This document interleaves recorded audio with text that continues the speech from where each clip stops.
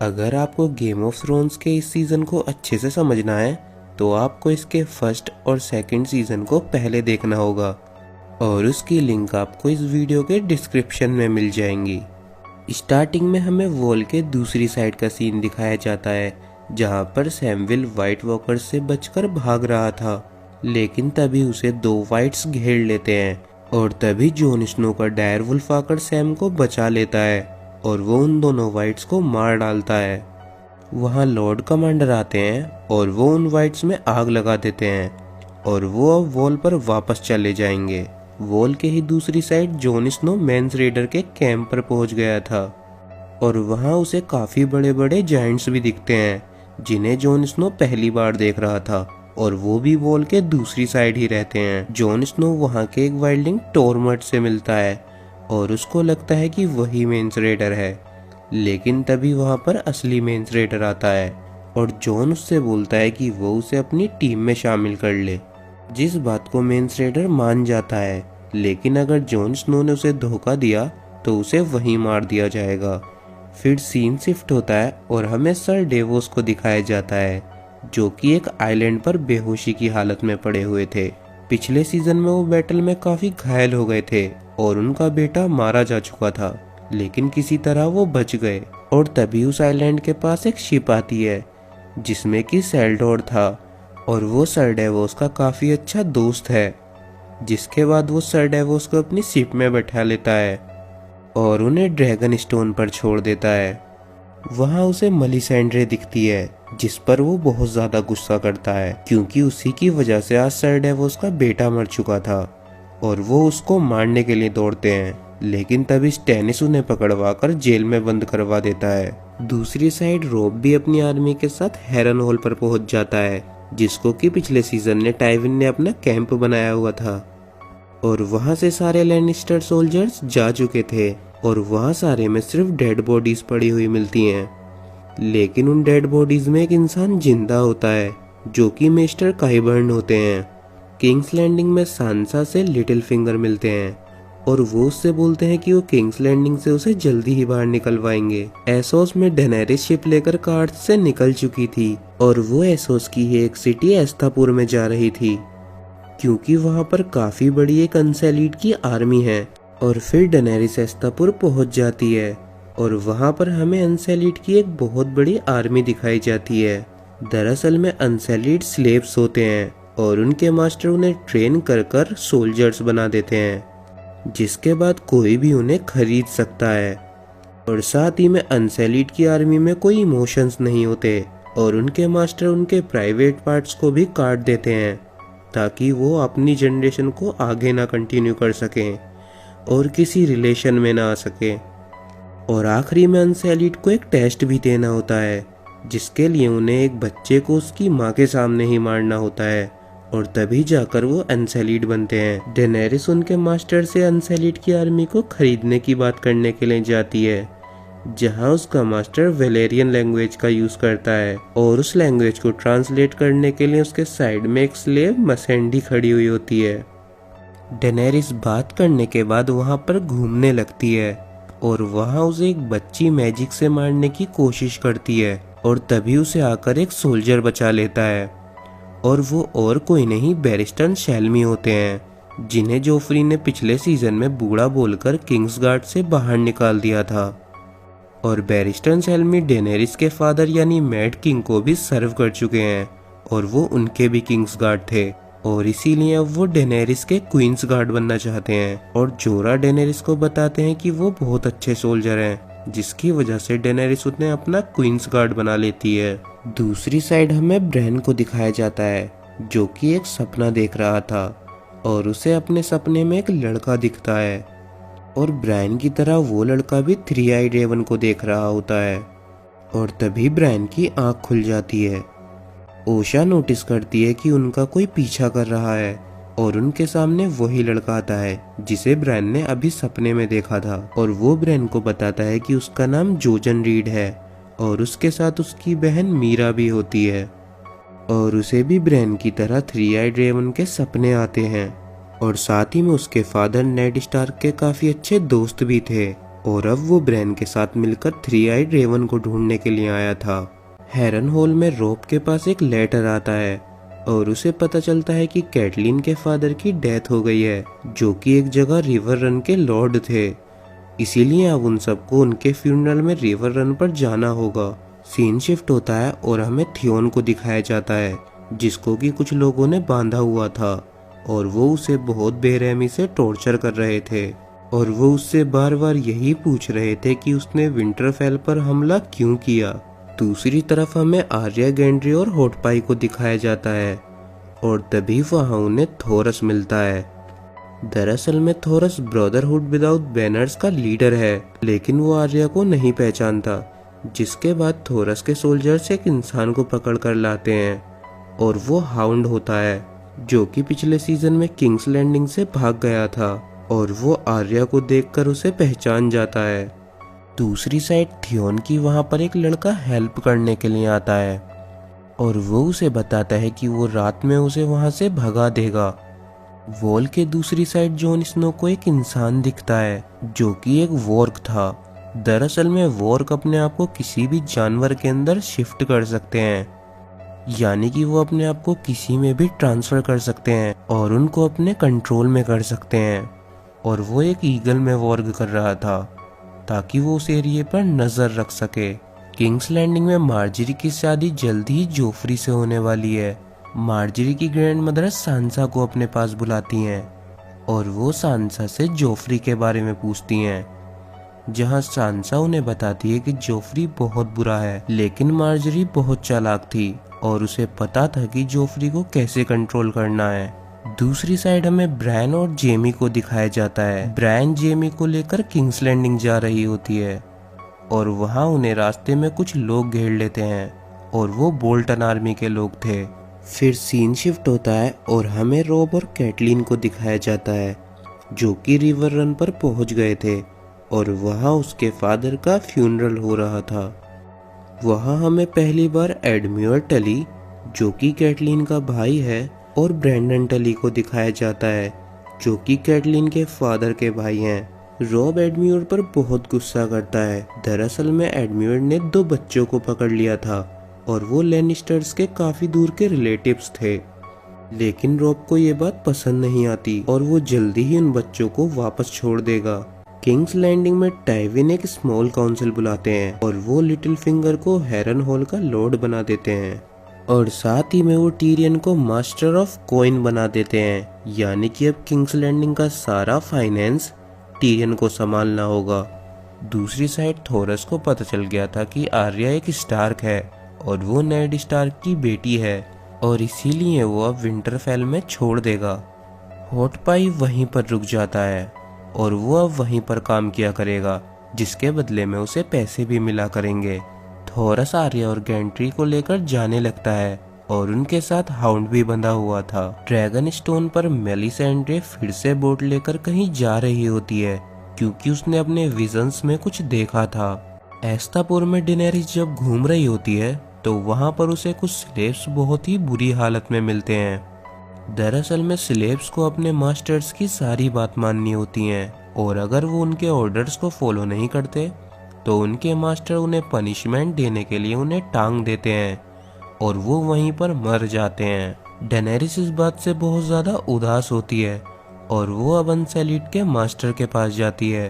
और वो सारे 8000 अनसेलिट को खरीदना चाहती थी और बाकी सारे स्लेव्स को भी और उनकी ट्रांसलेटर मसेंडी को भी, और इन सब का सौदा वो अपने एक ड्रैगन के बदले करती है।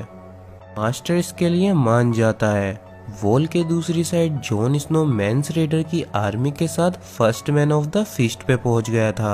और वहां पर उन्हें बहुत सारे हॉर्सेस की डेड बॉडी पड़ी हुई मिलती है और वो एक डिजाइन में पड़ी हुई थी। मैंस रेडर वहां एक प्लान बनाता है और वो कुछ लोगों को जॉन स्नो के साथ कासल ब्लैक पे हमला करने के लिए भेज देगा। कासल ब्लैक वही जगह है जहां पर सारे नाइट्स वॉच रहते हैं और कासल ब्लैक पर जाने के लिए उन्हें वॉल को चढ़ना होगा और साथ ही में मैंस रेडर अपनी आर्मी के साथ दूसरी साइड से कासल ब्लैक पर हमला करेगा। लॉर्ड कमांडर बचे हुए नाइट्स वॉच के साथ क्रस्टर कीप पर पहुंच जाते हैं और वो दोबारा से क्रस्टर के घर में रुकने के लिए बोलते हैं। जिसके बदले में वो क्रस्टर को बहुत सारी वाइन देते हैं और क्रस्टर उसके लिए मान जाता है। और वहाँ हमें गिली को दिखाया जाता है और उसके बेबी हो चुका था और वो एक लड़का था। और वहाँ हमें ये भी पता चलता है क्रस्टर अपने लड़कों को इसीलिए व्हाइट वॉकर्स को दे देता है क्योंकि उसके बदले व्हाइट वॉकर्स से वॉल के दूसरी साइड रहने देते हैं। थियोन को वो लड़का रात को खोल देता है और वो उसे गेट के बाहर एक हॉर्स देकर भगा देता है। लेकिन कुछ दूर चलने पर ही बोल्टन सोल्जर्स थियोन को पकड़ लेते हैं और तभी वहां पर वो लड़का आ जाता है और वो सारे बोल्टन सोल्जर्स को मार डालता है। दूसरी साइड ब्रायन और जेमी को भी बोल्टन सोल्जर्स ने पकड़ रखा था और वहां वो ब्रायन के साथ रेप करने की कोशिश कर रहे होते हैं, लेकिन जेमी उन्हें सोने का लालच देता है और वो ब्रायन को छोड़ देते हैं। लेकिन एक सोल्जर इस बात से चिढ़ जाता है और वो जेमी के राइट हैंड को काट देता है और वो उसके हाथ को उसके गले में टांग देते हैं और उसको लेकर आगे बढ़ने लगते हैं। जेमी की कंडीशन बहुत ज्यादा खराब हो चुकी थी और वो अपने हॉर्स पर से गिर जाता है, जिसके बाद वो उनसे पानी मांगता है, लेकिन वो सोल्जर उसे पानी के बदले हॉर्स का यूरिन पिला देता है। किंग्स लैंडिंग में टीरियन लॉर्ड वेरिस से मिलता है और उसे शक था कि बैटल में उसे मारने का ऑर्डर किंग्स गार्ड को सर्सी ने दिया था। वहाँ वेरिस टीरियन को अपने पास्ट के बारे में बताता है। दरअसल में वेरिस एक यूनक है। बचपन में वेरिस एसोस में रहा करता था और उसके मास्टर ने उसे एक मैजिशियन को बेच दिया था और उस मैजिशियन ने वेरिस के प्राइवेट पार्ट्स को काट दिया था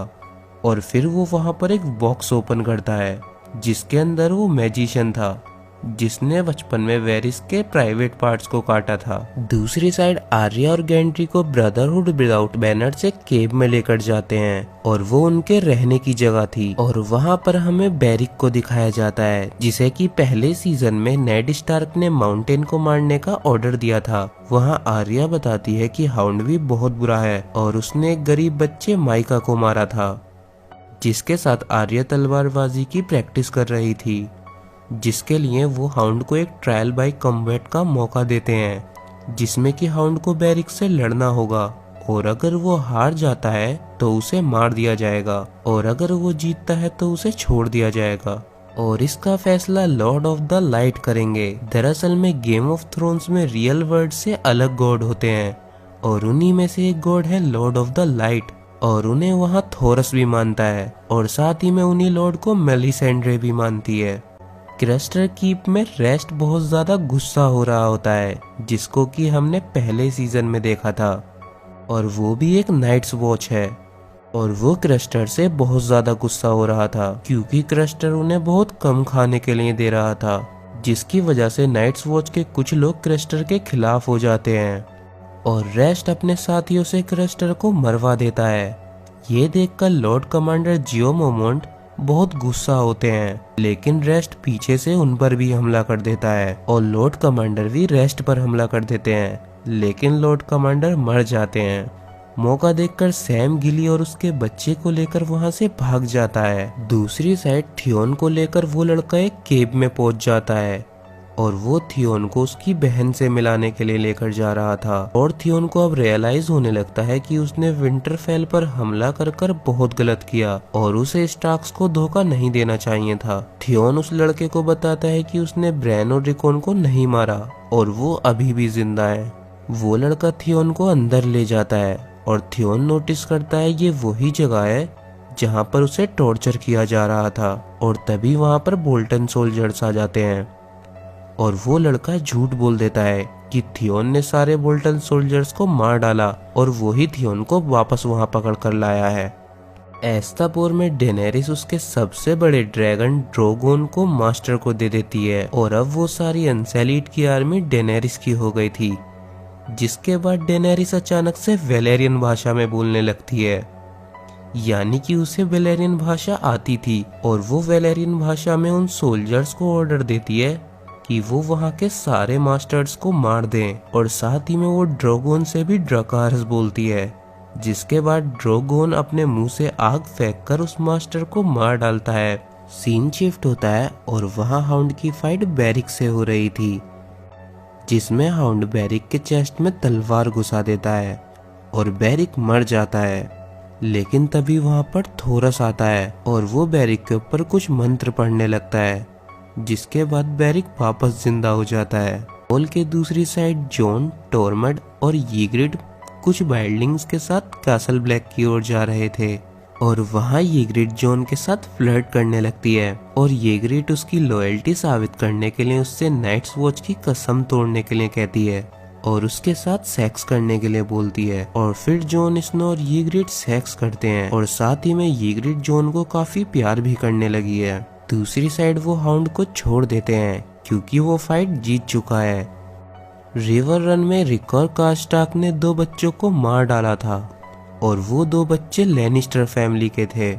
दरअसल में जेमी ने केज से भागने के लिए जिस सोल्जर को मारा था वो रिकर कास्टाक का बेटा था, जिसका बदला लेने के लिए उन्होंने उन दोनों लैनिस्टर बच्चों को मार डाला। लेकिन ये बात पर रॉब को बहुत गुस्सा आता है और वो रिकर कास्टाक का सर कलम कर देता है, जिसकी वजह से कास्टाक हाउस के सारे सोल्जर वहां से चले जाते हैं। दूसरी साइड जेमी और ब्रायन हेरन हॉल में पहुंच चुके थे और वहां उन्हें रूस बोल्टन मिलता है। रूस बोल्टन जेमी को काफी अच्छे से ट्रीट करता है। रात को जेमी ब्रायन को अपने पास्ट के बारे में बताता है। जब वो मैड किंग का गार्ड हुआ करता था तब रॉबर्ट ने मैड किंग पर हमला कर दिया था और मैड किंग बिल्कुल हार ही चुका था, जिसकी वजह से उसने पूरे किंग्स लैंडिंग में वाइल्ड फायर बिछवा दी थी ताकि किंग्स लैंडिंग जल जाए और रॉब स्टार्क भी वहां का किंग न बन सके। और यही वजह थी जिसकी वजह से जेमी ने मैड किंग को धोखा दिया और उसको मार डाला। किंग्स लैंडिंग में टाइविन टीरियन की शादी सांसा से फिक्स कर देता है और साथ ही में उस सर्सी की शादी भी मार्जरी के भाई लॉरस से फिक्स कर देता है, जिस बात से वो दोनों बिल्कुल खुश नहीं होते। दूसरी साइड थोरस के साथ आर्या होती है और तभी वहां पर उनके पास मेलिसेंड्रे आती है। दरअसल में मेलिसेंड्रे थोरस को बहुत पहले से जानती थी और उसे पता चल चुका था कि थोरस के पास गैंड्री है और गैंड्री किंग का बास्टर्ड सन है और वो थोरस को कुछ पैसे देकर वहां से गैंड्री को ले जाती है। दूसरी साइड ब्रैन और जोजन 3 आइड रेवन को ढूंढ रहे होते हैं और तभी जोजन को एक अटैक आता है जिसमें उसे कुछ विजन्स दिखते हैं। जोजन उठकर बताता है कि उसने जॉन स्नो को कुछ वाइल्डलिंग्स से घेरा हुआ देखा है। किंग्स लैंडिंग में टीरियन सर्सी के पास जाता है और वो सांसा से शादी करने के लिए बिल्कुल तैयार नहीं था क्योंकि उसे सांसा के लिए बुरा लग रहा था। वो एक डॉर्फ है और अगर सांसा उससे शादी करेगी तो उसकी लाइफ भी खराब हो जाएगी। और साथ ही में वो सर्सी से उस बैटल के बारे में पूछता है जिस पर सर्सी चुप रहती है और टीरियन को पता चलता है कि किंग्स गार्ड को ऑर्डर जोफ्री ने दिया था। सांसा को जाकर जोफ्री बता देता है कि उसकी शादी अब टीरियन से होने वाली है, जिसके बाद सांसा रोने लगती है। दूसरी साइड रॉब स्टार्क की आर्मी अब काफी छोटी हो चुकी थी, जिसकी वजह से अब उन्हें वॉल्डर फ्रे से मदद मांगनी होगी और वो वॉल्डर फ्रे के 2 लड़कों को अपने पास बुलाता है और वो उसे बताते हैं अगर उसे वॉल्डर फ्रे की आर्मी चाहिए तो रॉब को वॉल्डर फ्रे से माफी मांगनी होगी और साथ ही में एडम्योर की शादी भी वॉल्डर फ्रे की एक लड़की से करनी होगी, जिसके लिए रॉब मान जाता है। हेरन हॉल में रूस बोल्टन जेमी से बात कर रहे होते हैं और वो उसे किंग्स लैंडिंग सेफली भिजवा देंगे, लेकिन किंग्स लैंडिंग जाकर जेमी को सच बताना होगा कि रूस बोल्टन का उसके हाथ के कटने से कुछ लेना देना नहीं है और साथ ही में ब्रायन को भी वहीं रुकना होगा। जॉन स्नो यीग्रिड के साथ वॉल पर चढ़ रहा होता है और वहाँ वॉल का एक बहुत बड़ा पीस टूट जाता है, जिसकी वजह से काफी सारे वाइल्डिंग्स नीचे गिर जाते हैं और जॉन स्नो और यीग्रिड भी नीचे गिरते गिरते बचते हैं और आखिर में वो वॉल के ऊपर चढ़ जाते हैं और अब वो सारे वाइल्डलिंग्स वॉल से नीचे उतर जाते हैं और वो अब कासल ब्लैक की तरफ बढ़ने लगते हैं। दूसरी साइड डेनेरिस अस्तापुर की एक सिटी यूंकाई के बाहर पहुंच जाती है जहां पर स्लेव्स रहते हैं। डेनेरिस यूंकाई के मास्टर को सरेंडर करने के लिए बोलती है। यूंकाई के मास्टर डेनेरिस के पास बहुत सारा गोल्ड लेकर आते हैं, लेकिन डेनेरिस को उनके सारे स्लेव्स चाहिए थे,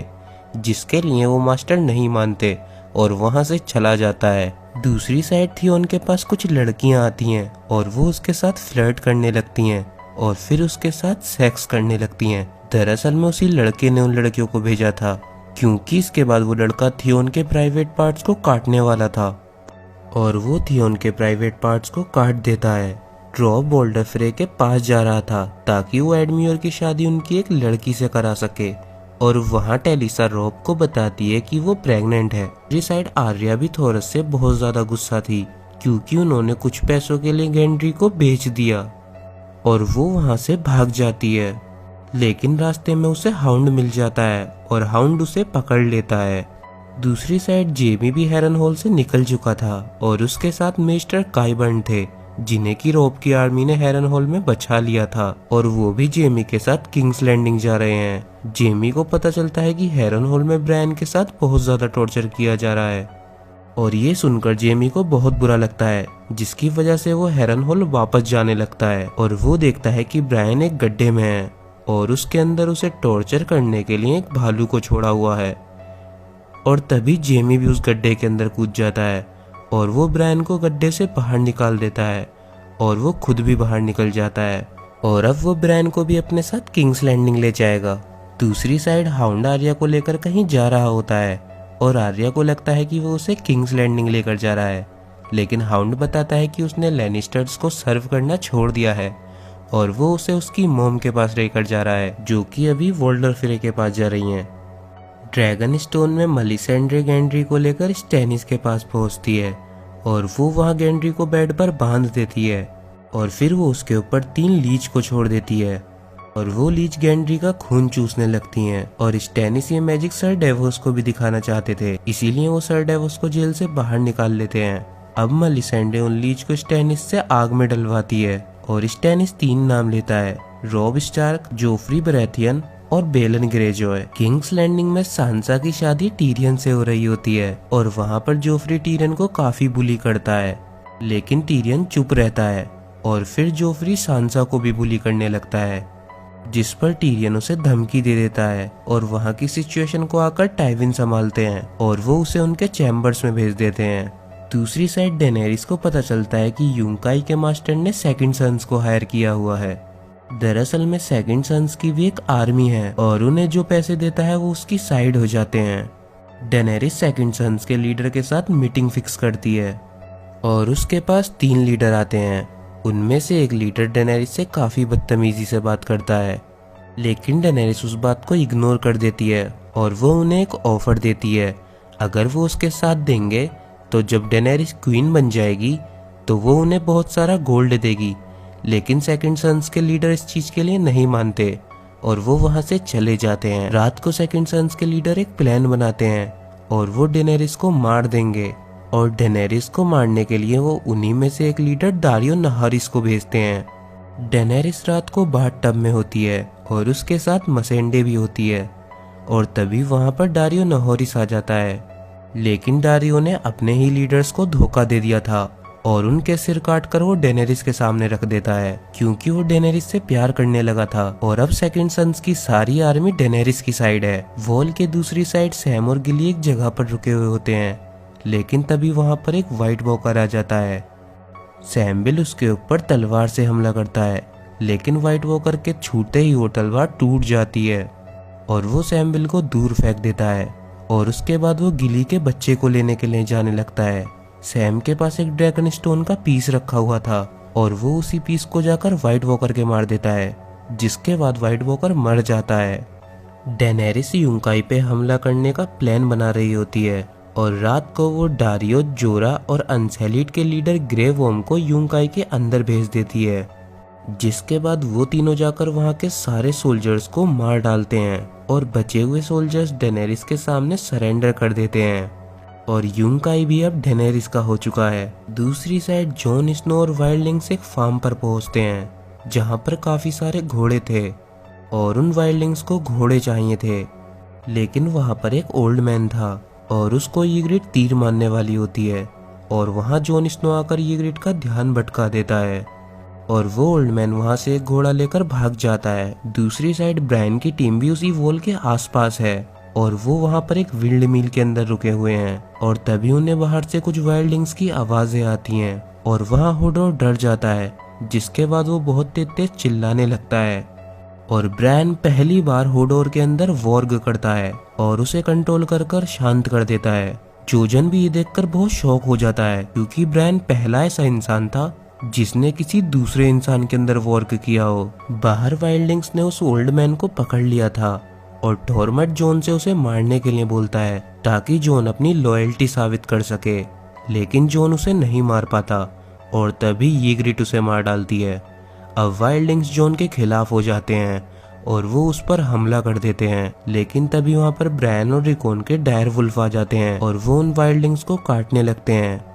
लेकिन इस चीज को जॉन नोटिस नहीं करता और वो वहाँ से एक घोड़ा लेकर भाग जाता है और वो ईग्रिट को भी वहीं छोड़ जाता है। ब्रायन ओशा को बताता है कि वो जोजन के साथ वॉल के दूसरी साइड जाएगा ताकि वो व्हाइट वॉकर्स को रोकने का तरीका ढूंढ सकें, और ओशा रिकॉन को लेकर लास्ट हर्थ में जाएगी जहाँ पर अंबर हाउस रहता है और वो स्टार्क हाउस के काफी अच्छे दोस्त भी हैं। दूसरी साइड रॉब भी वोल्डर फ्रे के पास पहुंच जाता है और वो उनसे माफी भी मांगता है और एडम्योर की शादी एक वोल्डर फ्रे की लड़की से फिक्स हो जाती है और रात को उन दोनों की शादी हो जाती है, जिसके बाद एडम्योर अपनी वाइफ को लेकर अंदर चला जाता है। वहाँ कैटलिन नोटिस करती है कि वोल्डर फ्रे के एक लड़का वहाँ का गेट बंद कर रहा है और वहाँ का म्यूजिक भी चेंज हो जाता है जो कि लैनिस्टर्स का म्यूजिक था। कैटलिन के पास रूस बोल्टन बैठा हुआ होता है और वो नोटिस करती है कि रूस बोल्टन ने आर्मर पहना हुआ है और वो रूस बोल्टन को उठकर एक चांटा मारती है। लेकिन इतने में ही वहाँ पर एक सोल्जर आकर टेलिसा के पेट में बहुत सारे चाकू मार देता है और रॉब के ऊपर भी वहाँ बैठे हुए फ्रे तीर मारने लगते हैं और फ्रे सोल्जर्स सारे स्टार्क सोल्जर्स को मारने लगते हैं। गेट के बाहर आर्या और हाउंड पहुंच चुके थे और आर्या अपनी मोम से मिलने के लिए बहुत एक्साइटेड थी। वो भागकर वहां से अंदर जाने लगती है, लेकिन रास्ते में वो नोटिस करती है कि फ्रे सोल्जर्स रॉब के डायर वुल्फ को मार देते हैं और तभी हाउंड समझ जाता है कि वोल्डर फ्रे ने उन्हें धोखा दे दिया है और इसीलिए वो आर्या को बेहोश कर वहां से ले जाता है। अंदर कैटलिन वोल्डर फ्रे की वाइफ को पकड़ लेती है, लेकिन वोल्डर फ्रे को कोई फर्क नहीं पड़ता और वो कैटलिन से बोलता है कि वो दूसरी शादी कर लेगा।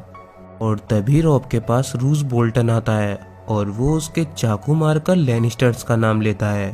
और रॉब भी मर जाता है। कैटलिन भी वोल्डर फ्रे की वाइफ को मार देती है और वहां पर एक सोल्जर आकर कैटलिन को भी मार देता है। अब फ्रे सोल्जर्स रॉब की बॉडी को बाहर लेकर आते हैं और उन्होंने उसके सर की जगह डायर वुल्फ का सर लगाया हुआ था और वो उसका मजाक उड़ा रहे थे। ये सब दूर से आर्या भी देख रही होती है और फिर हमें पता चलता है कि टाइविन ने रूस बोल्टन को ऑफर दिया था कि अगर वो रॉब को मार देगा तो उसे वार्डन ऑफ द नॉर्थ बना दिया जाएगा और साथ ही में वोल्डर फ्रे को भी रिवर रन का लॉर्ड बना दिया जाएगा, जहाँ पर पहले कैटलिन के फादर लॉर्ड थे।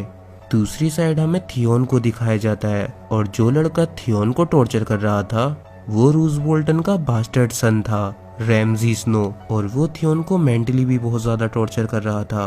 और वो उसका नाम रीक रख देता है। ब्रेन के साथ होडोर, जोजन और मीरा होती है और वो रेस्ट कर रहे होते हैं, लेकिन तभी उनके पास एक इंसान आता है और वो सैम था। सैम ब्रेन के डायर वुल्फ को देखकर समझ जाता है कि वो जॉन स्नो का भाई है। ब्रेन सैम से बताता है कि वो वॉल के दूसरी साइड जा रहा है ताकि वो व्हाइट वॉकर्स को मारने का तरीका ढूंढ सकें, और सैम उसे एक सीक्रेट गेट पर ले जाता है और साथ ही में उसे एक ड्रैगन ग्लास भी दे देता है और उस रास्ते से वॉल के दूसरी साइड जाया जा सकता था। आर्या को रास्ते में कुछ फ्रे सोल्जर्स दिखते हैं और वो वही सोल्जर्स थे जो रॉब की डेड बॉडी का मजाक उड़ा रहे थे। आर्या को बहुत गुस्सा आता है और वो जाकर एक सोल्जर को मार डालती है और बाकी सोल्जर्स को आकर हाउंड मार डालता है। सैम और गिली कासल ब्लैक पर पहुंच जाते हैं और वहां पर उन्हें मेस्टर एमिन मिलते हैं और मेस्टर एमिन गिली को वहां रुकने की परमिशन भी दे देते हैं और साथ ही में वो सैम से लेटर भी लिखवाते हैं जो कि वो सारे नॉर्थ में भेज देंगे, जिसमें कि व्हाइट वॉकर्स के जिंदा होने की न्यूज लिखी थी। थियोन के फादर के पास एक लेटर आता है और वो लेटर रैमजी स्नो ने भेजा था, जिसके अंदर थियोन का प्राइवेट पार्ट रखा हुआ था। लेकिन थियोन के फादर को इस बात से बिल्कुल फर्क नहीं पड़ता और ये देखकर यारा बहुत गुस्सा होती है क्योंकि थियोन उसका भाई है और वो उससे काफी प्यार भी करती है, और वो कुछ सोल्जर्स को लेकर रैमजी पर अटैक करने के लिए निकल जाती है। ड्रैगन स्टोन पर हमें स्टैनिस की बेटी को दिखाया जाता है और उसके फेस पर एक स्कार था जिसकी वजह से स्टैनिस उसे लोगों से दूर रखता था, लेकिन सर डेवोस को इस बात से बिल्कुल फर्क नहीं पड़ता था और वो स्टैनिस की बेटी शीरीन को अपनी बेटी जैसा मानते थे और साथ ही में शिरीन ने ही सर डेवोस को पढ़ना भी सिखाया था। और वहाँ पर स्टैनिस बहुत खुश हो रहा होता है क्योंकि उसे लगता है कि मेलिसेंड्रे के मैजिक की वजह से ही रॉब मरा है और अब वो बहुत जल्दी गेंड्री की भी बलि चढ़ाने वाला है। लेकिन सर डेवोस गेंड्री के पास जाकर उसे जेल से बाहर निकाल देते हैं और बाहर ले जाकर वो उसे बोट दे देते हैं जिससे कि वो किंग्स लैंडिंग चला जाएगा।